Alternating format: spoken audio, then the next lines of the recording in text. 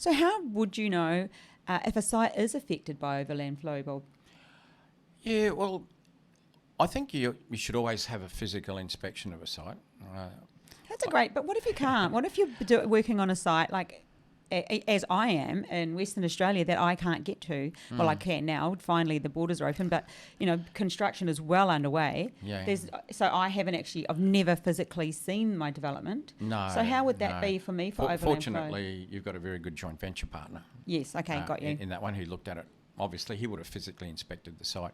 I think it's a bit of a danger to buy a property development site and never having either yourself or an expert inspect it. But usually when you go to the site, you just pick it up.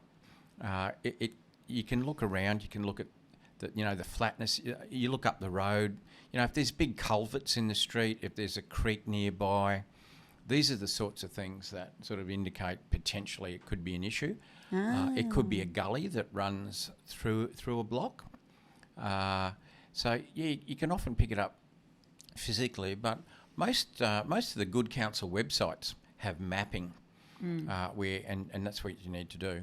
In terms of floods, there's often what you call a flood regulation line, and it might be the one in a 100-year flood or whatever they happen to have, and there'll be a dotted line there.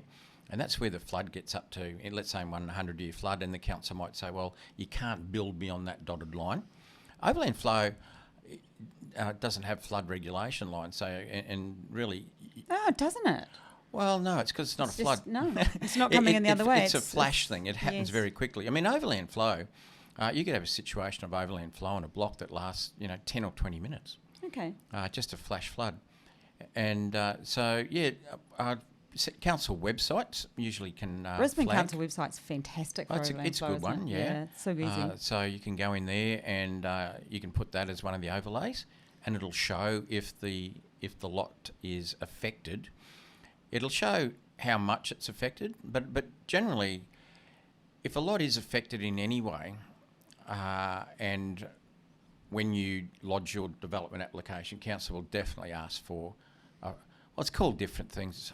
It's a hydraulic report, it's a flood assessment report. I mean, they're called different things, but you will have to do a report.